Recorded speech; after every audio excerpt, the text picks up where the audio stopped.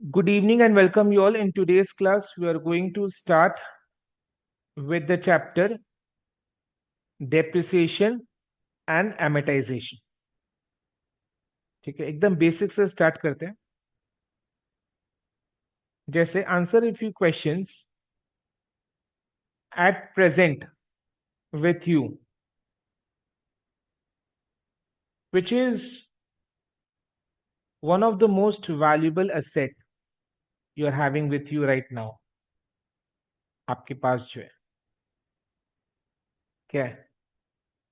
Don't tell me your brains, your knowledge.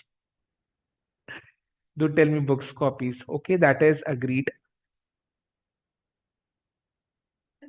Time. Okay. तो gold की chain. Gold हाँ की बोल। चेन. ओके. ठीक है. और देखो, इससे साफ समझ में आता कि बानी पैसे वाली है. ठीक है. और लैंड। लैंड है. लैंड किसके पास है भाई, बताओ हमें. अरे एट प्रेजेंट विथ यू, जो आपके पोजेशन में है, आपके पास है, you are the sole owner. ऐसा कोई लैंड है जिसका आप सोल ओनर है? वो पूछ रहा हूं मैं. फटाफट जो मन में वो बोल दो ना, क्या है? अरे इयररिंग्स। इयररिंग्स है. ओके.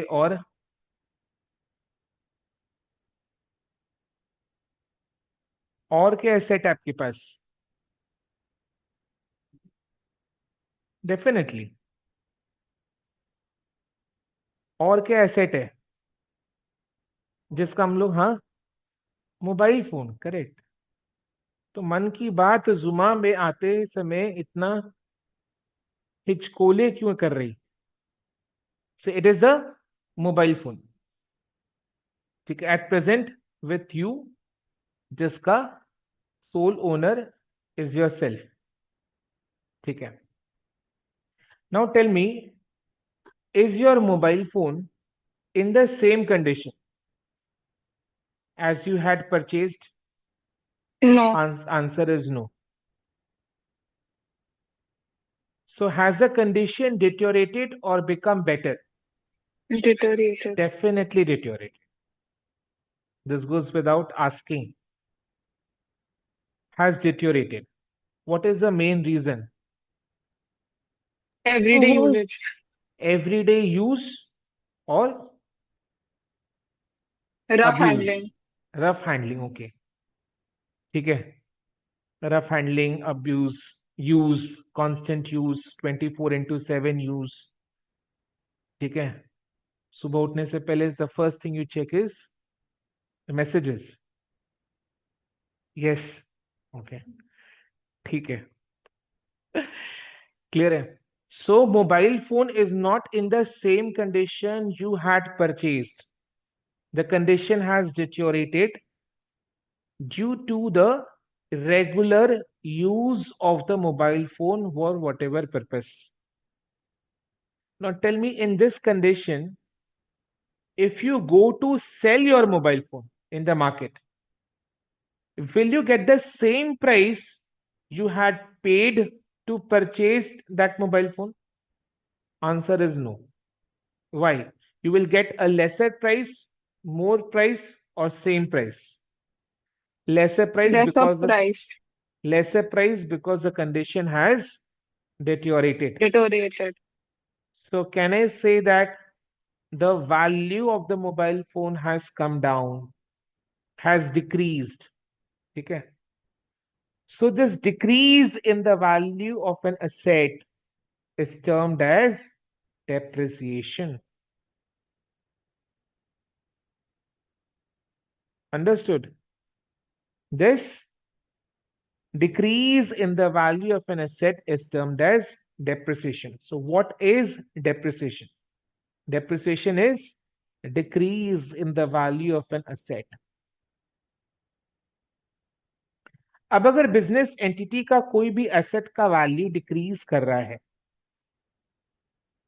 तो वो उसका हिसाब रखेगा या नहीं रखेगा? बिजनेस एंटिटी का एक एसेट का वैल्यू डिक्रीज हो रहा है, तो बिजनेस एंटिटी उसका हिसाब रखेगा या नहीं रखेगा? रखेगा। रखेगा। तो हिसाब रखने को अपने बोलते हैं डेप्रिसिएशन अकाउंटिंग। क्लियर है?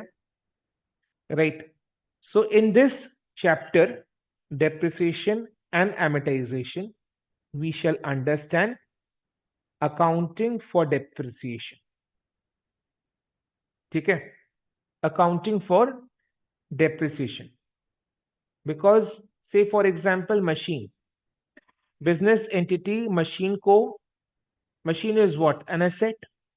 Why it is an asset? Because you get economic benefits. How? The business entity uses the machine to produce goods, so it derives economic benefits from the machine. Machine is an asset. तो machine को वो अपने factory में regular use कर रहे हैं production करने के लिए, जिसके कारण मशीन का कंडीशन डिटोरेट होते जा रहा है रेगुलर यूज करने के कारण। तो कंडीशन डिटोरेट होने की वजह से मशीन का value is decreasing, and this decrease in the value is called depreciation. तो कांस्टेंट यूज होने के कारण मशीन के वैल्यू में जो डिक्रीज हो रहा है विच इज डेप्रिसिएशन का हिसाब वो बिजनेस एंटिटी जरूर रखेगा, and that is why depreciation accounting we need to know. ठीक है? तो एकदम बेसिक से स्टार्ट करते हैं। स्टार्ट कर दिया हमने। तो नेक्स्ट मेरे को ये बताओ, जैसे मोबाइल फोन के एग्जांपल से कंटिन्यू करते हैं। जैसे आपके पास कोई कंपनी का मोबाइल फोन है, और वो जो कंपनी है वो आपके पास जिस मॉडल का मोबाइल फोन है, वो कंपनी उस मॉडल को अपडेट करते रहते हैं। उसका नया मॉडल मार्केट में कितने दिन में? 1 ईयर? नो। एमआई एवरी का तो 6 months। Every 6 months, every 3 months. कुछ कुछ कंपनीज के केस में तो 15 डेज, 1 मंथ, 2 मंथ्स में नए मॉडल मार्केट में आ जाते। जैसा आईफोन है ना, अभी लेटेस्ट में क्या चल रहा है? 17 प्रो। ठीक है? तो जिसके पास आईफोन 16 है, आईफोन 17 प्रो आने के बाद क्या लगेगा उसको? डाउनग्रेड। उसको लगेगा कि काश मेरे पास आईफोन 17 प्रो आ जाए। उसको फिर अपना पास, उसके पास जो आईफोन 16 है वो उसको पुराना लगेगा। ठीक है? तो मार्केट में जब भी कोई नया मॉडल आता है तो एग्जिस्टिंग एसेट का वैल्यू कम हो जाता है due to technological upgradation, advancement. whenever a new model of any asset like machine comes in the market, existing machines का वैल्यू कम हो जाता है। अब वो जो आईफोन 16 आपके पास है उसको मार्केट में बेचने जाओ, समझ में आ रहा है ना? बिकॉज वो एग्जिस्टिंग मशीन क्या हो जा रहा है? आउटडेटेड। आउटडेटेड हो जा रहा है। क्यों? Because new model has come in the market due to technological advancement. जब भी कोई नया मॉडल मार्केट में आता है तो existing model, existing asset, machine becomes outdated। Outdated को अपने अदरवाइज क्या बोल सकते हैं? ऑब्सोलीट। पुराना हो जाता है, आउटडेटेड हो जाता है। क्लियर है? तो ये भी एक रीजन है, ये भी एक रीजन है for decrease in the value of an asset. Decrease in the value of an asset is called depreciation. तो डेप्रिसिएशन का Second reason is the existing asset becomes outdated due to new model coming in the market due to technological advancement. ठीक है, right. तो market में जब भी कोई नया मॉडल आता है तो एग्जिस्टिंग एसेट का वैल्यू कम, डिक्रीज यानी डेप्रिशिएट हो जाता। ओके, नेक्स्ट मेरे को ये बताओ, जैसे फॉर एग्जांपल कार, नया कार खरीदा है, तो सपोज कुछ महीने आप उस कार को यूज ही नहीं करोगे तो कार का बैटरी डाउन हो जाएगा। कार का बैटरी डाउन होने से क्या होगा? Decrease in the value. So depreciation का another reason is passage of time. So with time every asset depreciates even if it has not been used. तो with passage of time, passage of time को अच्छे English में क्या बोलते हैं? Efflux of time. Passage of time के कारण भी असेट डेप्रिशिएट यानी उसका वैल्यू डिक्रीज होता है। So depreciation that is decrease in the value of an asset के तीन रीजंस, मुख्य तीन रीजन है। Depreciation is decrease in the value of an asset due to the following reasons. Number one, asset को regular use करने के कारण उसका कंडीशन डेटियोरेट हो रहा है, तो अपने बोलते हैं asset undergoes wear and tier.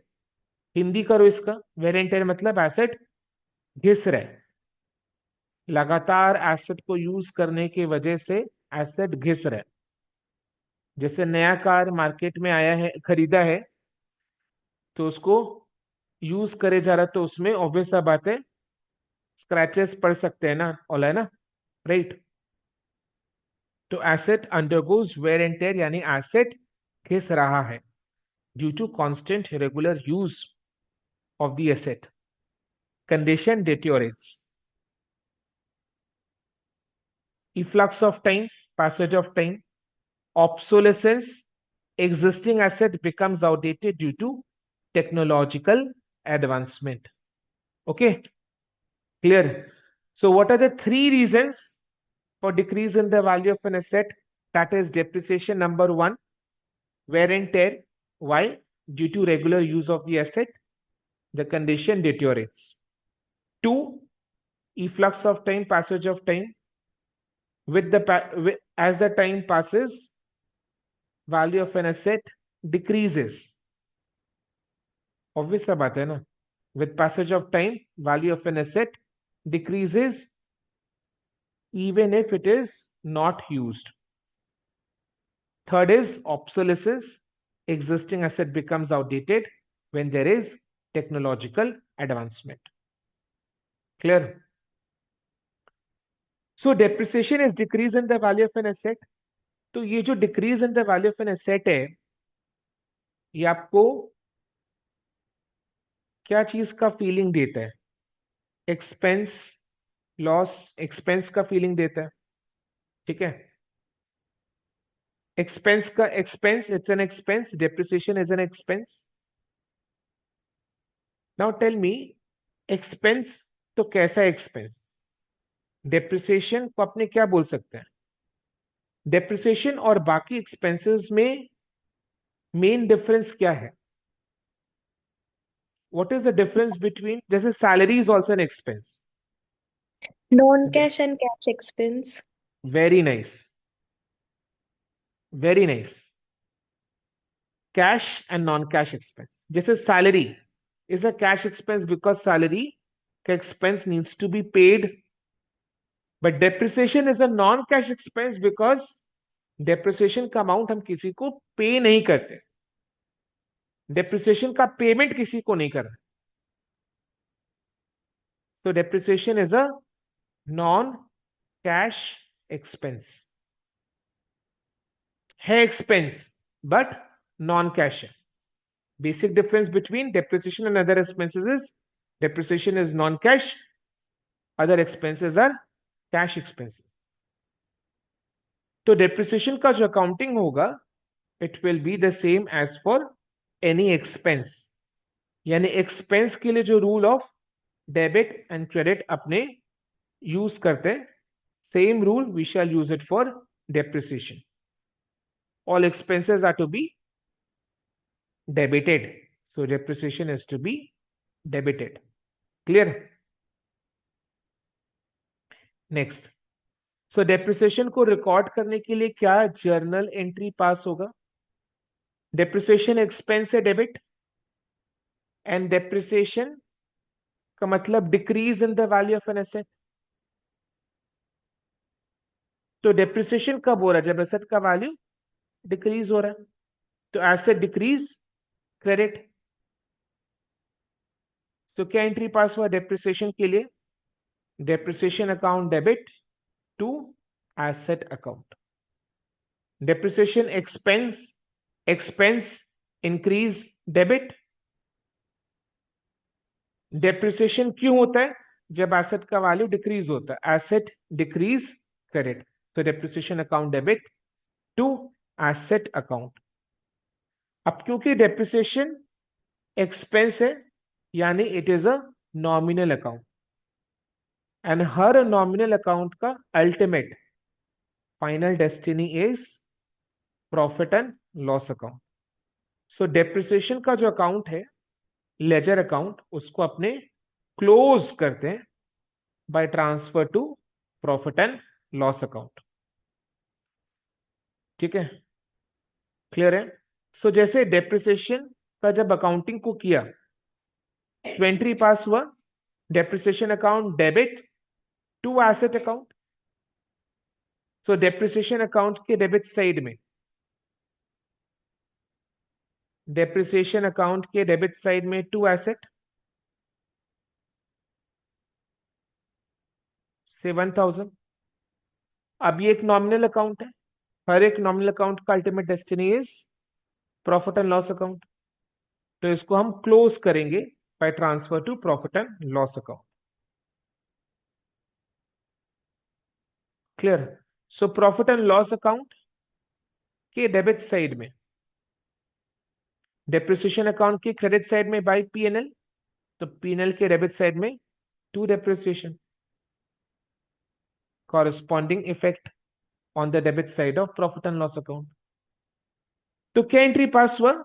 To close depreciation account, what is the entry we passed? Profit and loss account debit to depreciation. तो अपने इसको closing entry to close depreciation account, profit and loss account debit to depreciation account. Clear है? अब depreciation is decrease in the value of an asset. ठीक है, and asset के accounting के लिए we follow accounting standard 10. Accounting standard 10 का नाम क्या? Property, plant and equipment, PPE. So depreciation accounting का जो पूरा प्रिंसिपल्स है, यानी rules of how to do depreciation accounting has been laid out in AS10 property plant and equipment.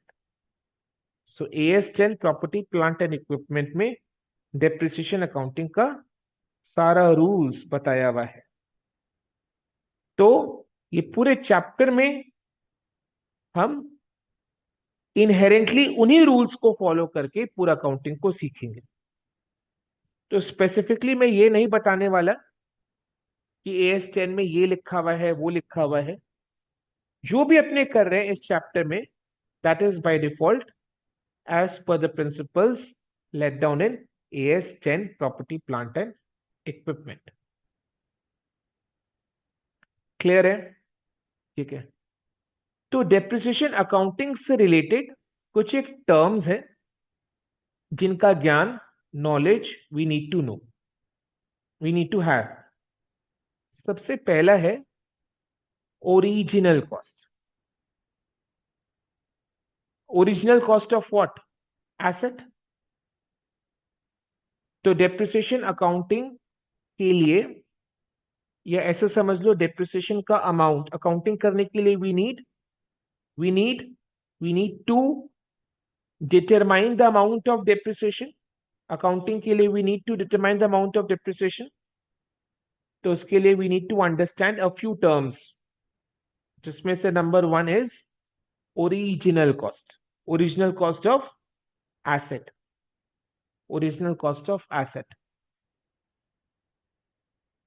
Original cost of asset. Original का मतलब क्या? Which is coming from the origin.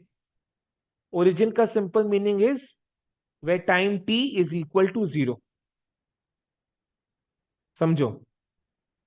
Origin means what? Time t is equal to 0. Point of origin याद करो, थोड़ा graphs किया था कभी ना कभी तो लाइफ में, मैथ्स जिंदगी में आया होगा, ठीक है? तो कभी ना कभी स्कूल में ग्राफ्स किए होंगे. तो point of origin we know, point of origin means एकदम द स्टार्टिंग पॉइंट. तो एसेट के स्टार्टिंग पॉइंट में जो भी अमाउंट इनकर हुआ है, that is the original cost of the asset. Starting means we are going to the history. तो original cost का दूसरा नाम इज हिस्टोरिकल कॉस्ट. ठीक है, ये आपके दिमाग में आया था, ठीक है? तो original cost is also called the historical cost. Clear है? Quite obvious. Origin, we are going to the origin, history, historical cost. तो what exactly is original cost? At time t is equal to 0, time t is equal to 0, जब हमने asset को purchase किया था,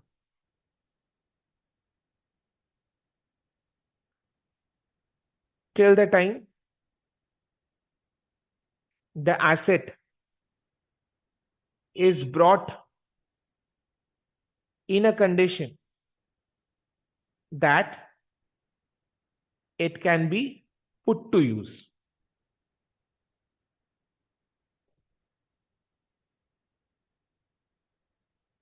From the time the asset is purchased till the time the asset is brought in a condition that it can be put to use. All the expenses which are incurred in this time frame adds up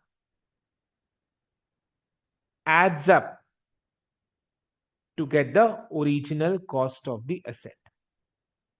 For example, जैसे मैंने ये AC purchase किया, ये बगल में electronics का दुकान है, ठीक है? एडवर्टाइजमेंट नहीं कर रहा हूं, नो कमीशन. तो मैंने ये एसी परचेज किया. अब बोलो, एसी परचेज करके लाने से ही दुकान में गया, तो मैं ऐसे तो नहीं कि एसी को अपने साइड में लेकर आ गया इधर में, ठीक है? तो एसी परचेज किया, दुकान में गया, क्या क्या स्टेप्स हुआ, एसी को सिलेक्ट किया, ऑल फीचर्स वगैरह पूछा, जो भी है, पेमेंट कर दिया.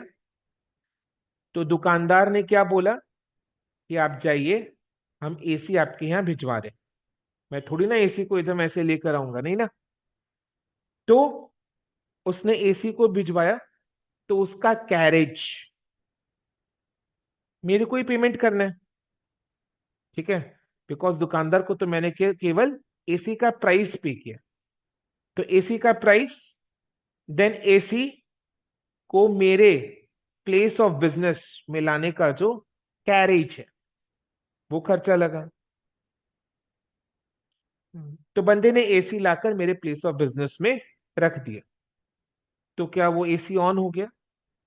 तो एसी ऑन हो गया क्या? वो एसी ऑन कर सकते हैं क्या कि जैसे वो ला कर रखा मैं एसी को ऑन किया? पॉसिबल है? नो. तो क्या करना होगा उसके लिए? एसी को इंस्टॉल करना पड़ेगा. तो एसी को इंस्टॉल करना पड़ा. इंस्टॉलेशन में क्या क्या खर्चा लग सकता है? स्पेस बनाने का खर्चा, उसके लिए हो सकता है मेरे को संतराज बुलाना पड़े, electrician, plugs, wirings,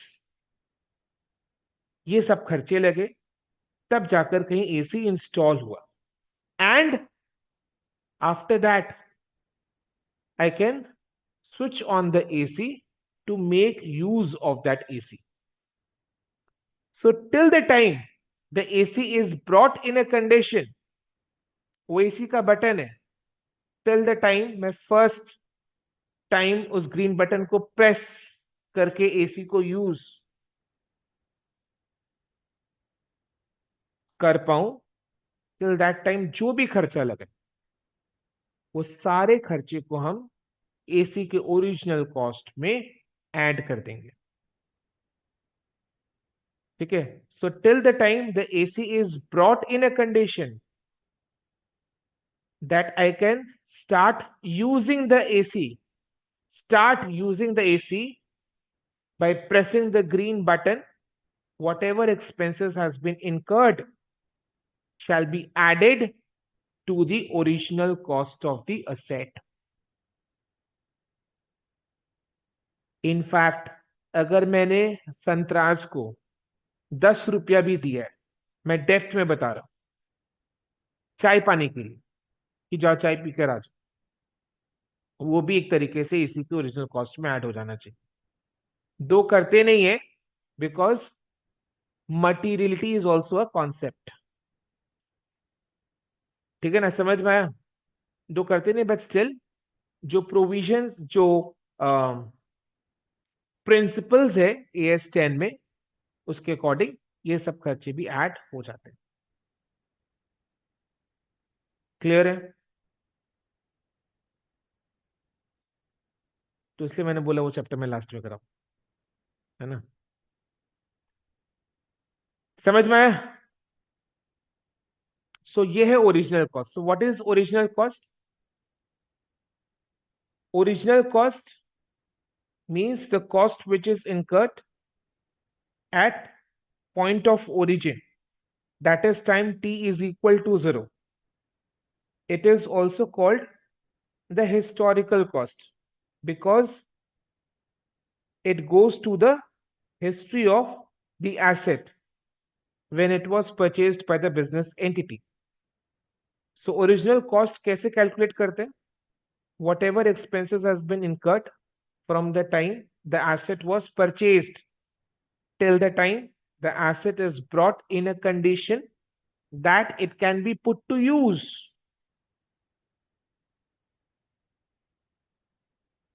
All the amount is added to the original cost of the asset. Clear है? समझ में? जैसे फॉर एग्जाम्पल, अब मैं चाहूं तो सेकेंड हैंड एसी से भी काम चला सकता. सपोज अगर मैं सेकेंड हैंड एसी खरीदता, तो सेकेंड हैंड एसी में क्या है ना, यूज करने से पहले मेरे को उसको रिपेयर करवाना पड़ता, बिकॉज बिना रिपेयर के उसको मैं यूज नहीं कर पाऊंगा, झटका दे देगा वो. राइट. तो सेकेंड हैंड मशीन के केस में क्या होता है, we need to incur some amount of repairs का expense to bring the asset in a condition that it can be put to use. So second hand machine के case में ये repairs के खर्चे भी ओरिजिनल कॉस्ट में add होंगे. Clear है? यस और नो? बट मैंने तो first hand machine AC purchase किया, पुट टू यूज कंडीशन में आ गया, वो यूज करना शुरू कर दिया. अब मशीन है, यूज करते करते ये बीच बीच में बिगड़ भी सकता है, तो जब ये बिगड़ेगा तो उसको रिपेयर कराएंगे. मेरे को बताओ, इन दिस केस क्या ये रिपेयर का खर्चा ओरिजिनल कॉस्ट में ऐड होना चाहिए? Answer is no, because already ये पुट टू यूज कंडीशन में आ चुका था. यूज करने के बाद ये बिगड़ा तो आपने रिपेयर कराया, तो ये वाला रिपेयर का खर्चा ओरिजिनल कॉस्ट में ऐड नहीं होता है. तो ओरिजिनल कॉस्ट में कौन सा रिपेयर का खर्चा ऐड होता है? सेकेंड हैंड एसेट्स के केस में उसको पुट टू यूज कंडीशन में लाने के लिए जो रिपेयरिंग का खर्चा करते हैं वो ओरिजिनल कॉस्ट में ऐड होता है। क्लियर? ठीक है। अच्छा मेरे को बताओ,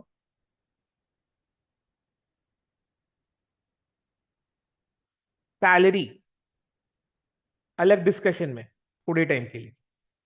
सैलरी मेरा एक्सपेंस है, नॉर्मल एक्सपेंस है। सैलरी के एक्सपेंस को अपने रेवेन्यू एक्सपेंडिचर बोलते हैं या कैपिटल एक्सपेंडिचर बोलते हैं? Revenue. रेवेन्यू एक्सपेंडिचर बोलते हैं, बिकॉज ये रेवेन्यू अर्न मतलब रिकरिंग बेसिस में ये इनकर होता है। ठीक है, ठीक है। And there are certain other reasons जिसकी वजह से अपने इसको रेवेन्यू एक्सपेंडिचर बोलते हैं। तो क्या परचेज ऑफ मशीन को क्या बोलेंगे? रेवेन्यू एक्सपेंडिचर और capital expenditure? Capital. Capital expenditure.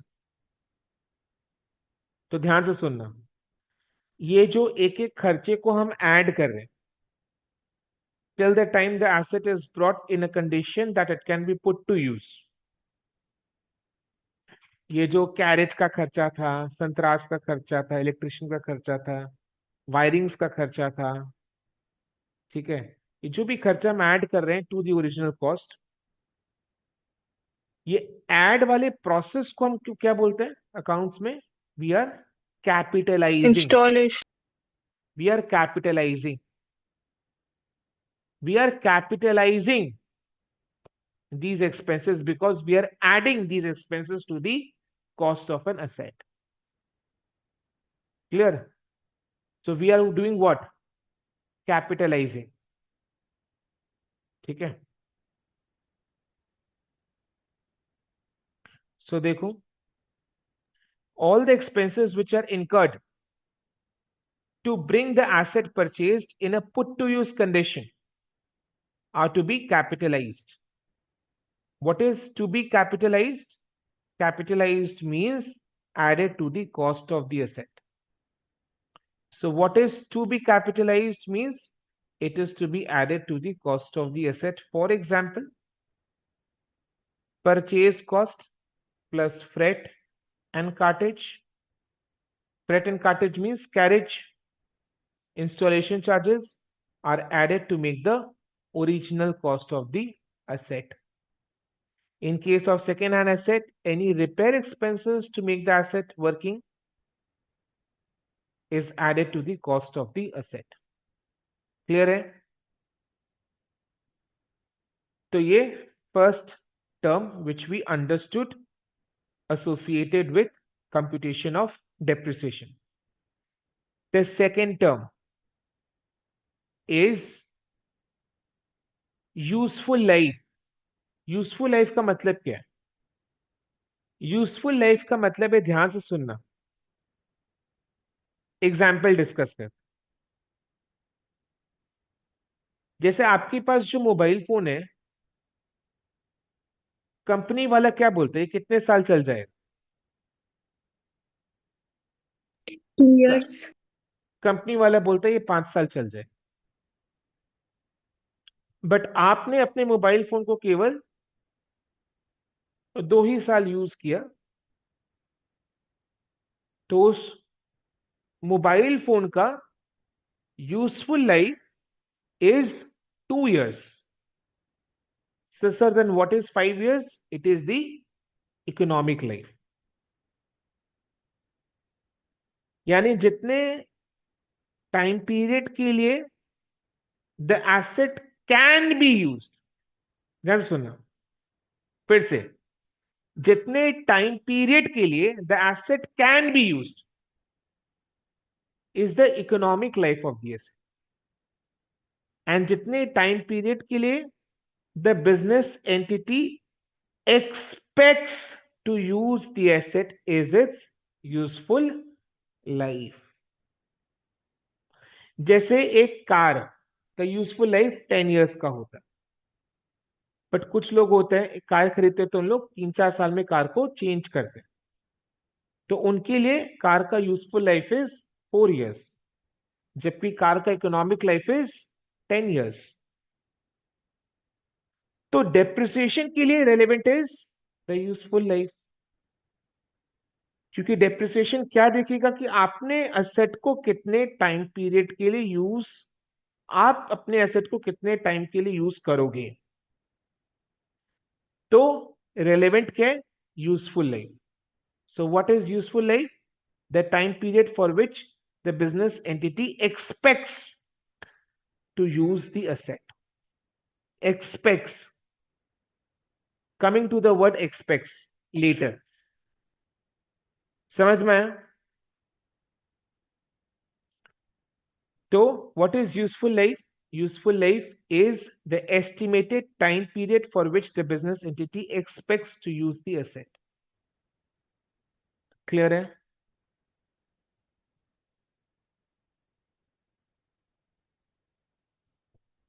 समझ में आया?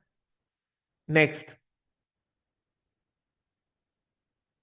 आप लोग के घर में कभी भी टीवी चेंज हुआ है?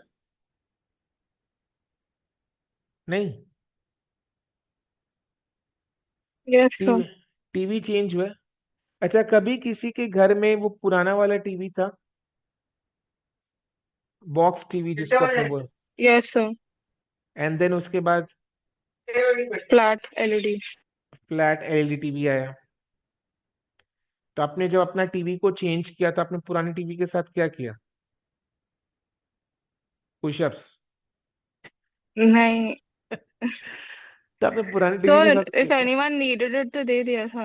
I remember someone किसी को चाहिए था तो उनको दे दिया था। करेक्ट, बानी इज जेनरस, तो बानी इज एक्सेप्शन।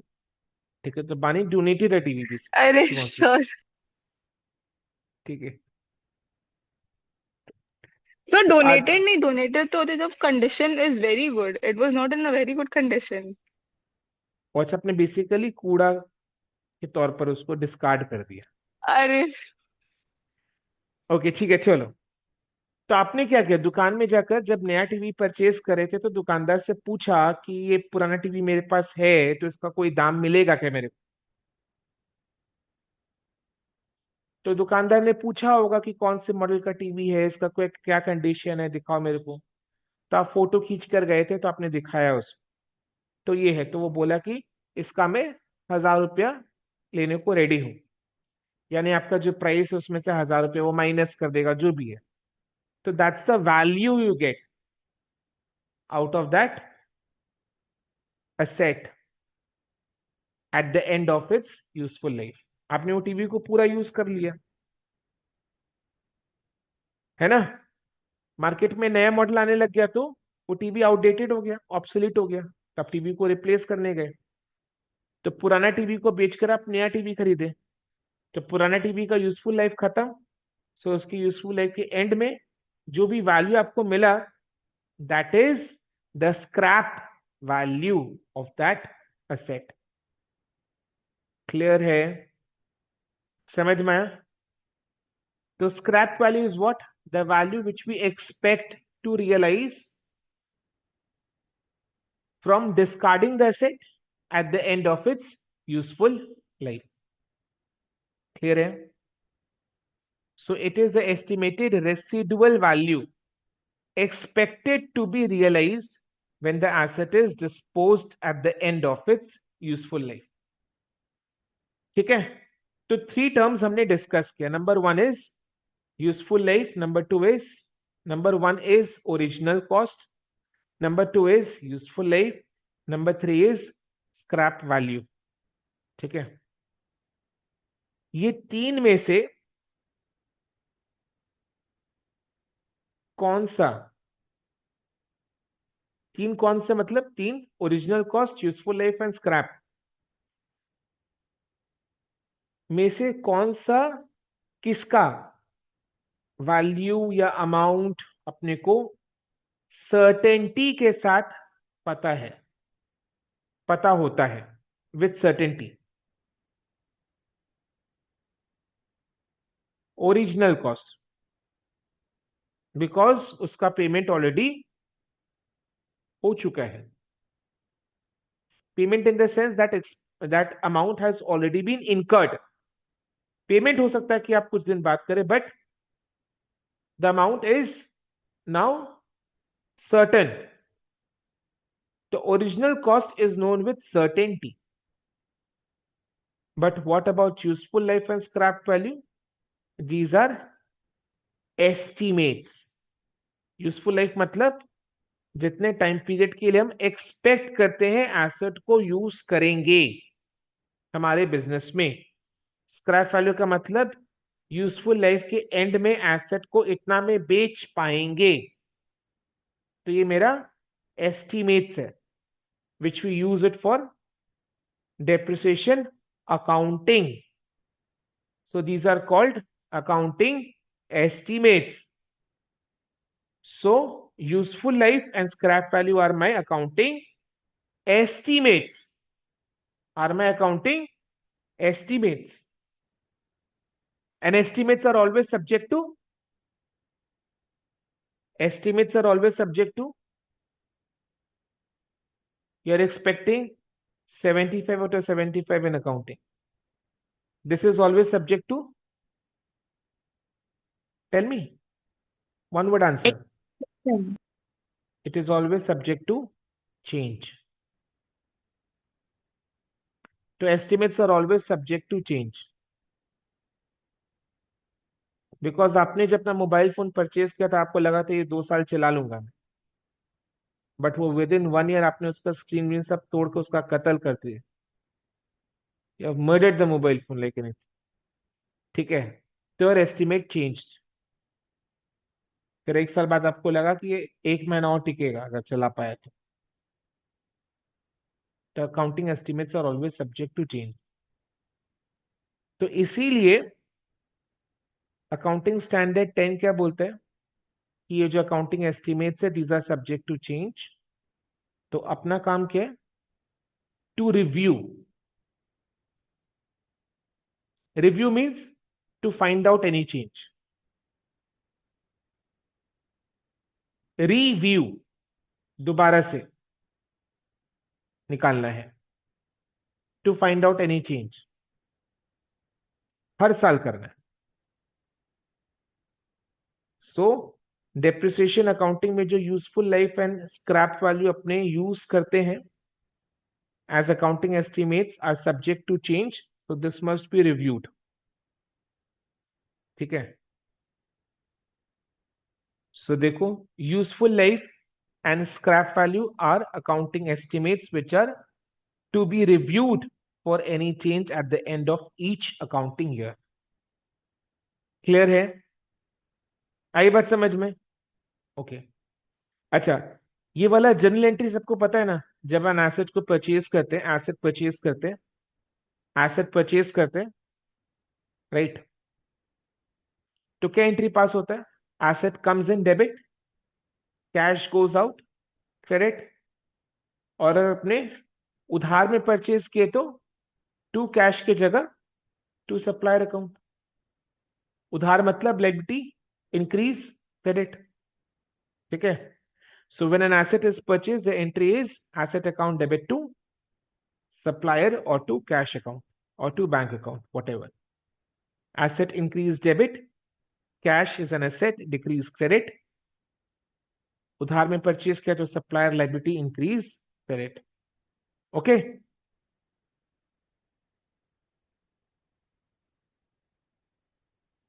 डन. तो क्या क्या डिस्कस किया हमने? वी हैव डिस्कस्ड डेप्रिसिएशन होता क्या है, डेप्रिसिएशन होने का रीजंस क्या है. What is depreciation? Decrease in the value of an asset. Depreciation होने का रीजन यानी कारण क्या है? Wear and tear, efflux of time, obsolescence. Depreciation is a non-cash expense जिसका अकाउंटिंग के लिए अपने क्या जर्नल एंट्री पास करते हैं? Depreciation account debit to asset.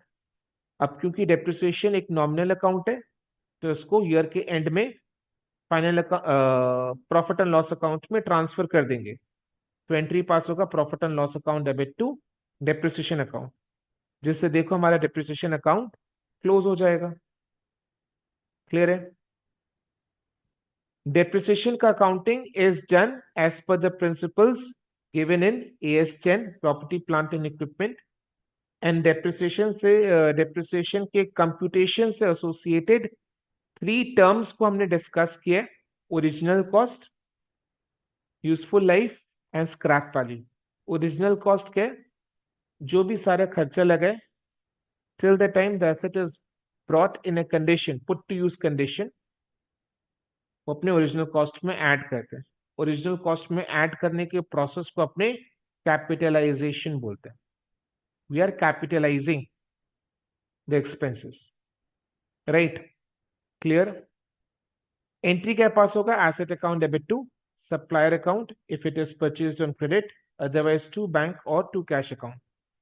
Then useful life is the time period for which the business entity expects to use the asset. Scrap value is the amount the business entity expects to realize when the asset is disposed at the end of its useful life. Useful life and scrap value are accounting estimates which are subject to change, and hence it must be reviewed for any change at the end of each accounting year. Clear है?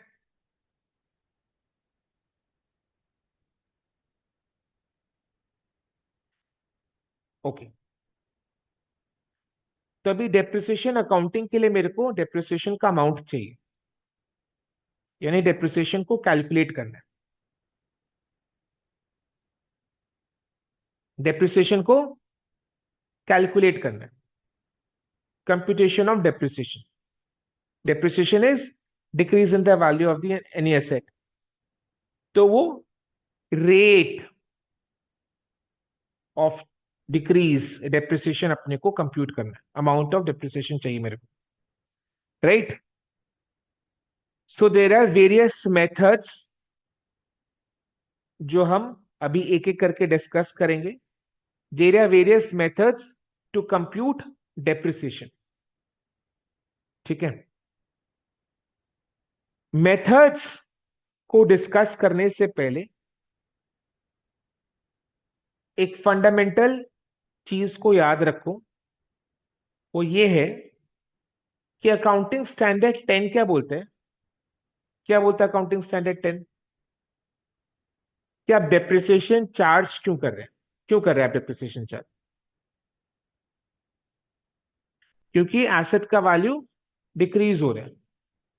Depreciation is decrease in the value of any asset. Asset का value decrease क्यों हो रहा है? क्योंकि उसमें where and टेयर हो रहा है. वेयर एंड टेयर क्यों हो रहा है? बिकॉज आप उस एसेट को रेगुलरली बिजनेस पर्पस के लिए यूज करते जा रहे हैं. तो अकाउंटिंग स्टैंडर्ड 10 क्या बोलते हैं? तो इसका मतलब डेप्रिसिएशन का main reason is use of the asset. Use होगा तो एसेट का वेयर एंड टेयर होगा, उसका कंडीशन डिटेरियोरेट करेगा, वैल्यू डिक्रीज होगा, विच इज डेप्रिसिएशन. तो depreciation is due to use of the asset. तो अकाउंटिंग स्टैंडर्ड 10 क्या बोलता है कि डेप्रिसिएशन चार्ज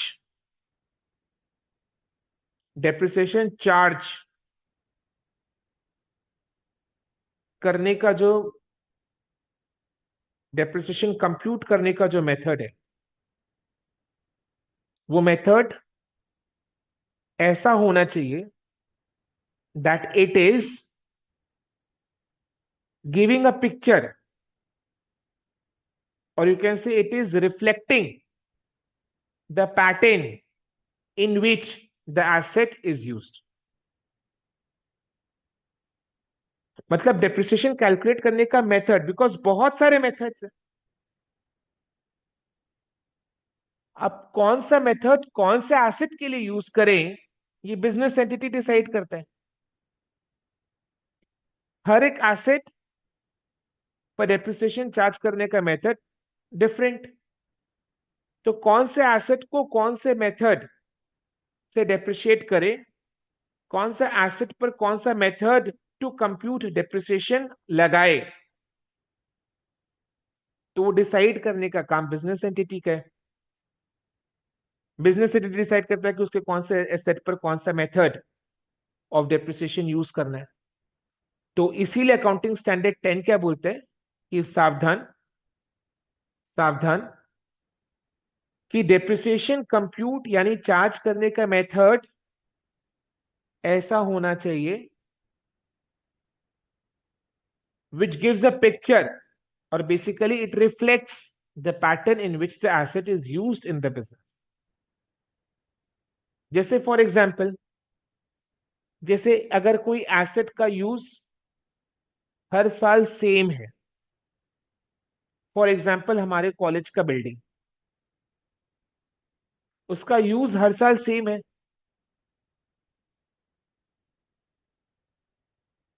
सेम ही यूज है ना, तो उस पर डेप्रिसिएशन चार्ज करने का मेथड ऐसा होना चाहिए,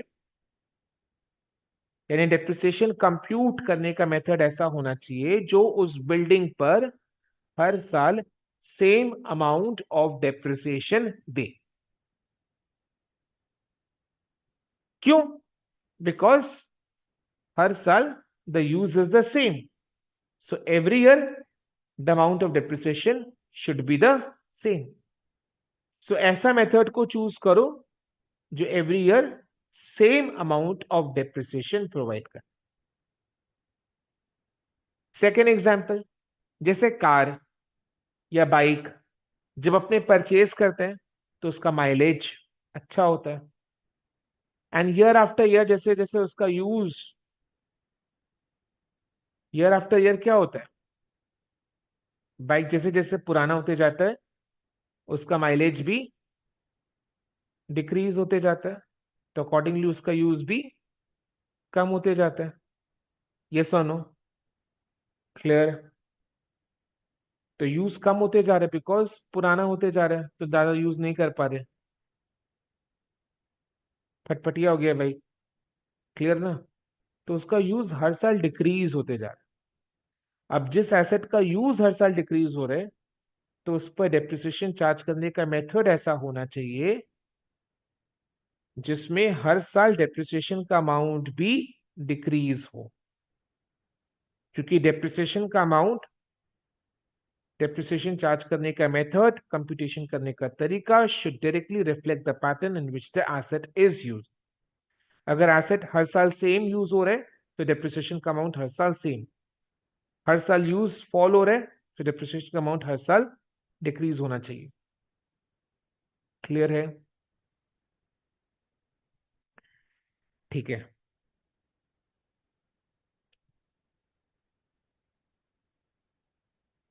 An asset depreciates due to its regular use in the business. So the method to charge depreciation should reflect the pattern in which the asset is used. Okay. So basically, there are two methods which are widely used to charge depreciation. Mota moti, there are two methods. So there are many methods and अपने सारे methods को discuss करेंगे, but दो method बहुत widely use होता है। ठीक है, वो कौन से दो मेथड है एक एक करके डिस्कस करते हैं। सबसे पहला method is straight line method. We all know because अपने क्लास 11 में कहीं ना कहीं इसको पढ़े हैं, राइट? ठीक है, तो स्ट्रेट लाइन मेथड को डिस्कस करते हैं। स्ट्रेट लाइन मेथड क्या बोलते हैं? Straight line method gives same amount of depreciation every year. How? Straight line method क्या बोल रहा है, ध्यान से सुनना। स्ट्रेट लाइन मेथड जो बोल रहे हैं वो मैं आपको बोल रहा हूं और आप लोग को आंसर करना। तो क्या बोल रहे हैं कि से सपोज एसेट का original cost is 1 lakh, original cost is 1 lakh. तो at time T is equal to 0 business entity ने 1 लाख रुपए का पेमेंट किया था और ये एंट्री पास हुआ, asset account debit to bank. अगर क्रेडिट में परचेज किया तो asset account debit to supplier 1 lakh. तो एसेट का original cost is 1 lakh at time T is equal to 0। And then business entity ने एस्टिमेट किया कि हम इस एसेट को 5 साल यूज करेंगे, expects to use the asset for 5 years। 5 साल के बाद नया एसेट, ये वाला एसेट को क्या करोगे, डिस्पोज कर देंगे। तो बिजनेस एंटिटी वो बिजनेस करने बैठा तो पुराना एसेट को डिस्पोज करेगा, तो उसका स्क्रैप वैल्यू उठाएगा मार्केट में से। तो वो एस्टिमेट करता है कि 5 साल के बाद, 5 साल के बाद ये वाले मशीन का स्क्रैप वैल्यू हो जाएगा 10,000 रुपीज। 10,000 रुपीज मतलब 5 साल के बाद इस मशीन के अगेंस्ट में बिजनेस को 10,000 रुपया आएगा या जाएगा, ये भी नहीं बता पा रहा। बिजनेस एंटिटी को 10,000 रुपया आएगा ना, क्लियर है, इट्स स्क्रैप वैल्यू ना, ठीक है, बताओ। तो 10 साल के बाद, सॉरी 5 साल के बाद, 5 साल के बाद जब बिजनेस एंटिटी ये मशीन को डिस्पोज करेगा, तो डिस्पोज करने पर it will be able to realise ₹10,000। तो बिजनेस एंटिटी के पास 10,000 रुपया हाथ में आएगा। क्लियर। तो एक सिंपल सा क्वेश्चन मैं आपसे पूछ रहा हूं, at time T is equal to 0, at time T is equal to 0 original cost was ₹1 lakh, यानी बिजनेस एंटिटी ने 1 लाख का पेमेंट किया था, या से सपोज लायबिलिटी इनकर किया था 1 लाख का, तो 1 लाख उसके पॉकेट में से गया। 5 साल के बाद जब बिजनेस एंटिटी या एसेट को डिस्पोज कर रहे हैं, तो पॉकेट में आ रहा है 10,000 रुपीज का scrap value at time T is equal to 5। At time T is equal to 5, 10,000 रुपया आ रहा है पॉकेट में। तो my question is what is the pocket pinch. Starting में 1 लाख रुपया गया, 5 साल के बाद 10,000 आया, तो the pocket pinch is 19. 90,000 rupees। The pocket pinch is 90,000 rupees। यानी बिजनेस एंटिटी को पॉकेट में कितना का पिंच यानी दर्द हो रहे हैं, 90,000। ठीक है, यानी बिजनेस एंटिटी ने इन 5 सालों में एसेट का 90,000 जितना वर्थ यूज कर लिया है अपने बिजनेस में। बिकॉज परचेज किया था 1 लाख, 5 साल के बाद 1 लाख में से 10,000 वापस आ गया, तो 90,000, 90,000 जितना वर्थ ऑफ द एसेट को बिजनेस एंटिटी ने 90,000 वर्थ ऑफ द एसेट को बिजनेस एंटिटी ने अपने बिजनेस में यूज, कंज्यूम कर लिया है, right.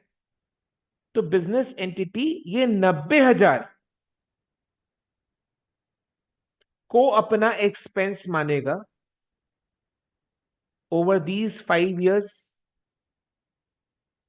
From time T is equal to 0 till time T is equal to 5। ये 5 साल में 90,000 बिजनेस एंटिटी ने वर्थ ऑफ द एसेट को यूज, कंज्यूम किया अपने बिजनेस पर्पस में। तो हर साल कितना कंजम्पशन किया है, 90,000 बाई 5 इज 18,000 का कंजम्पशन यानी यूसेज किया है। एंड यूज करेंगे तो एसेट डेप्रिशिएट होगा, यानी हर साल का depreciation is 18,000 rupees per annum, every year equal amount of depreciation under straight line method. तो एसएलएम मेथड में डेप्रिसिएशन कैलकुलेट कैसे करते हैं, सिंपल है। एसएलएम मेथड में depreciation is computed as original cost minus scrap value divided by useful life. ये depreciation का amount है अंडर एसएलएम।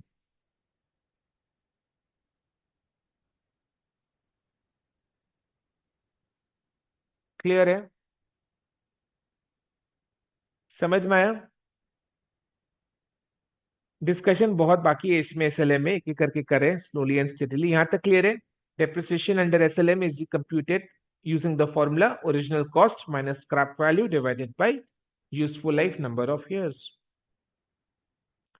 अगर कोई मेरे से पूछता है डेप्रिसिएशन का रेट बता दो, यानी the rate at which the asset is depreciating every year per annum, basically maths की भाषा में it is a speed that is the rate at which the asset is depreciating every year per annum। यानी जो ये जो 18,000 का depreciation है, इसका रेट बताओ, स्पीड बताओ। रेट का सिंपल मीनिंग इज परसेंटेज। तो किस रेट से हर साल डेप्रिसिएशन हो रहा है, तो परसेंटेज निकालना है। परसेंटेज किसका निकालना है? डेप्रिसिएशन का। डेप्रिसिएशन का अमाउंट कितना है? 18,000। तो 18,000 डिवाइडेड बाय समथिंग इनटू 100 करने से डेप्रिसिएशन का रेट निकल जाएगा। तो my question to you is, ये बाय समथिंग में क्या करें? 90,000 जो ओरिजिनल वैल्यू है वही बैठाना है। I beg your pardon, repeat करो। 90,000 जो वैल्यू है वो। I am giving you two options, one is 90,000, the other is 1 lakh। Now you take your call. 18,000 by 1 lakh into 100 करना है या 18,000 by 90,000 into 100 करना है? जैता सेज by 90,000 करेंगे। Question is why. Tell me why 90,000? Because scrap value को तो हम लोग वो तो ओरिजिनल। डेप्रिसिएशन कंप्यूटेशन के लिए अपने यूज कर लिए। That we used to compute depreciation under SLM.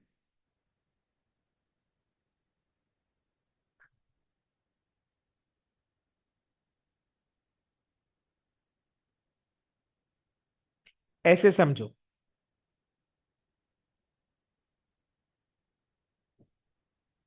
कैसे समझना है बताओ? ठीक है, हर साल ध्यान से सुनना, कोशिश करना क्रैक करने का। हर साल अगर अपने 18,000 18,000 18,000 कितने साल के लिए का डेप्रिसिएशन चार्ज करे 5 साल के लिए, तो एंड में कितना अमाउंट बचना चाहिए? हर साल for 5 years depreciation at the rate of 18,000 per annum is charged,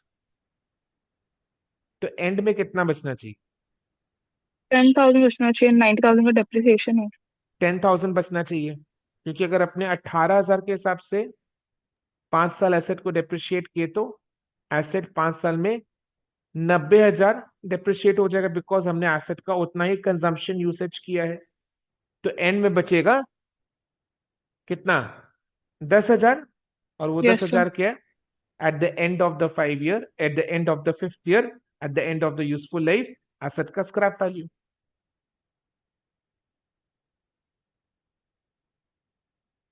asset का स्क्रैप वैल्यू। क्लियर है?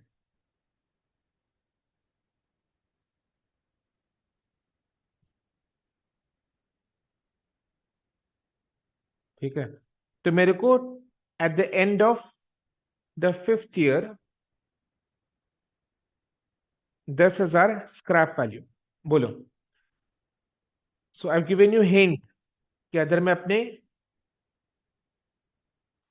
डिवाइडेड बाय 90,000 करे या बाय 1 लाख करे?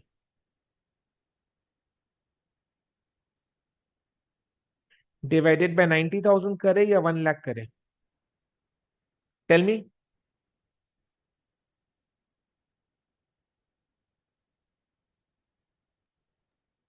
तो अच्छा, डिवाइडेड बाय 1 लाख।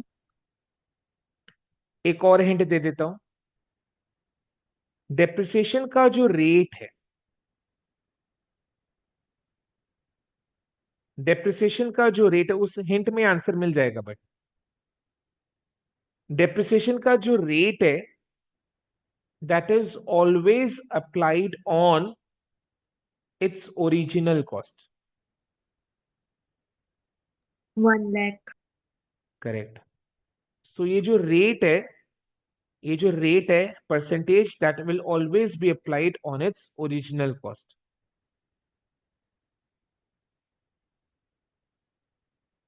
मैं आपको रीजन बता रहा हूं, रुको। क्योंकि अगर अपने इधर में 90,000 को यूज करके रेट निकाल लेते,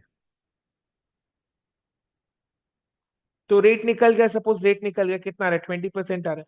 बट ये जो 90,000 है बेस में, ये आया कैसे? स्क्रैप वैल्यू को माइनस करके। एंड स्क्रैप वैल्यू मेरा क्या है? Accounting estimate which is subject to change. तो मेरा जो रेट है वो वोलाटाइल हो जाएगा। समझ में आया? क्लियर है? ये एक और कंसेप्ट मैंने बताया। तो इसलिए बेस में हमेशा करेक्ट। ठीक है। So depreciation rate is always computed on original cost. तो इधर में हमेशा डेप्रिसिएशन रेट निकालने के लिए amount of depreciation by original cost into 100 करके देखो कितना आ रहा है। 18% आ रहा है। अब हमने एसेट को परचेज किया था 1 लाख पर।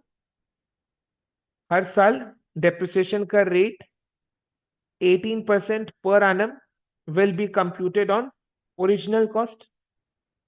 Original cost is 1 lakh. 1 lakh का 18% is 18,000। तो हर साल फॉर द 5 years 18,000 का डेप्रिसिएशन चार्ज कर रहे हैं। तो 18 करके 5 साल के लिए डेप्रिसिएशन चार्ज किए तो 90,000 जितना ऐसा डेप्रिशिएट हो गया। और बाद में बचा कितना? बोलो। 10,000 का scrap value at the end of the useful life. समझ में आया? तो दो चीज अपने एसएलएम में सीखा। पहला, depreciation under SLM is computed using the formula original cost minus scrap value divided by useful life, and the rate, depreciation rate percentage per annum is calculated on original cost. Rate कैसे निकालते हैं? Amount of depreciation divided by amount of depreciation कैसे निकाला? ये formula से। So amount of depreciation by original cost into 100 is the rate of depreciation. जो rate आएगा से इधर में 18% पर एनम आ रहा है, that rate shall be applied on original cost every year. So original cost 1 lakh है, उसका 18% 18,000 का डेप्रिसिएशन चार्ज होगा। क्लियर है?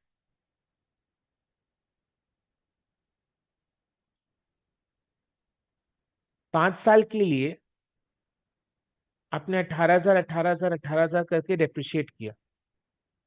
तो 5 साल में कितना डेप्रिशिएट कर दिया आपने? 90,000। 90,000 is my depreciable amount. So depreciable amount is 90,000, which can be computed as 1 lakh minus 10,000. तो ये जो original cost minus scrap value है, original cost minus scrap value is my depreciable amount. 90,000 जिसको हमें डेप्रिशिएट करना है फॉर द नेक्स्ट 5 years। तो 90,000 by 5 करके 18,000। तो हर साल का डेप्रिसिएशन 18,000 है। और डेप्रिसिएशन का रेट यानी परसेंटेज हमेशा ओरिजिनल कॉस्ट पर मतलब उसके ऊपर। तो ओरिजिनल कॉस्ट के ऊपर डेप्रिसिएशन को रखो। 1 लाख का ओरिजिनल कॉस्ट है, उसके ऊपर डेप्रिसिएशन का amount 18,000। 18,000 by 1 lakh original cost into 100 is 18% per annum. Clear? In this method, equal amount of depreciation is charged every year. So this method is preferred for the assets which are put to use, which are put to same pattern of use every year, जैसे office building. Clear है? क्योंकि SLM method में हर साल depreciation का amount है same, तो ये उन एसेट्स के लिए यूज होगा जिनका यूज हर साल सेम है, जैसे कि office building. Because depreciation charge करने का method should reflect the pattern in which the asset is used in the business.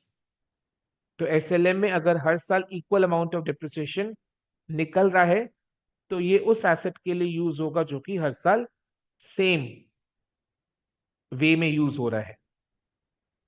Rate of depreciation under SLM is calculated on original cost. ये मैंने hint आपको दिया था, तभी आपने ये निकाल लिया था.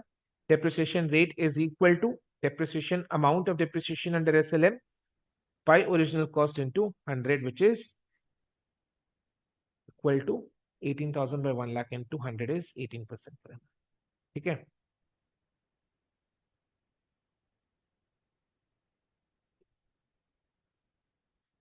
अच्छा, सबने डेप्रिसिएशन क्लास 11 में किया था, राइट? यस.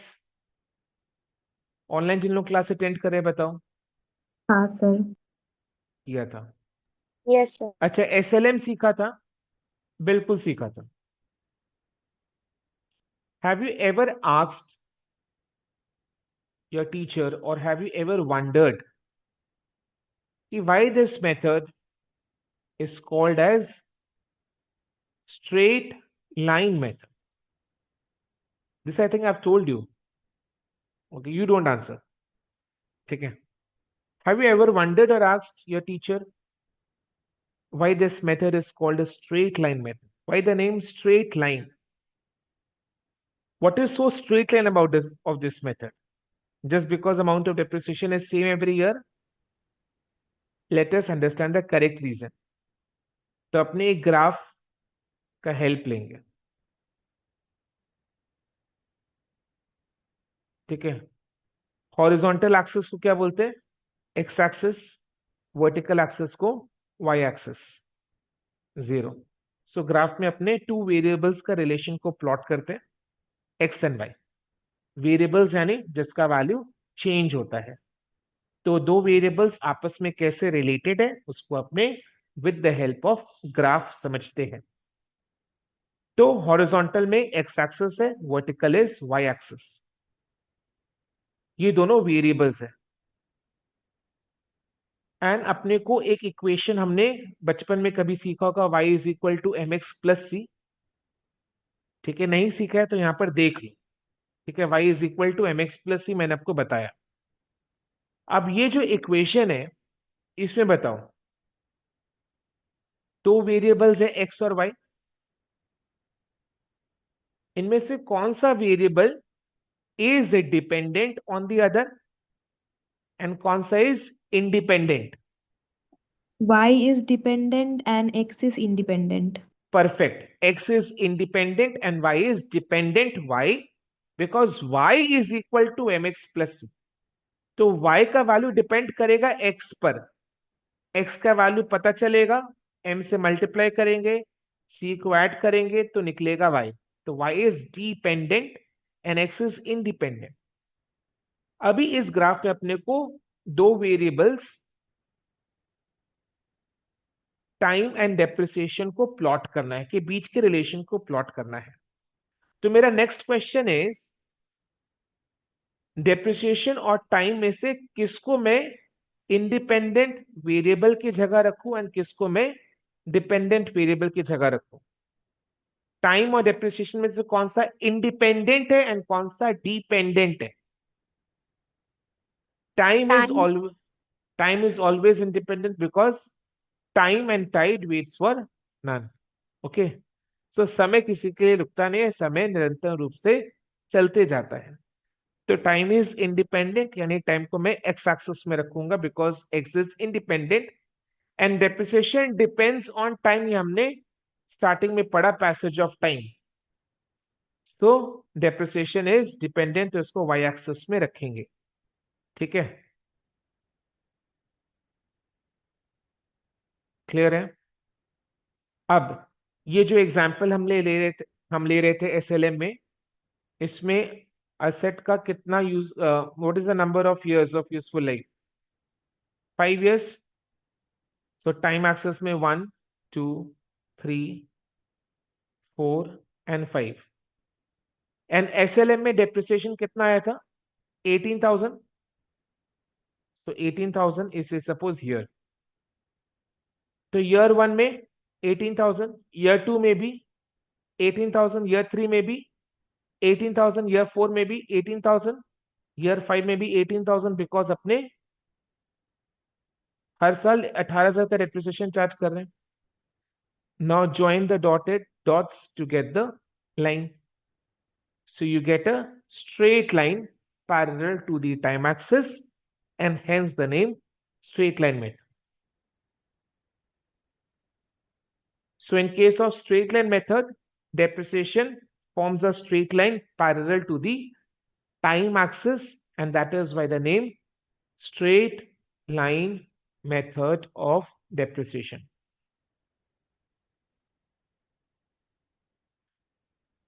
क्लियर है? आई बात समझ में? ये मैंने हमें ग्राफ में दे दिया है।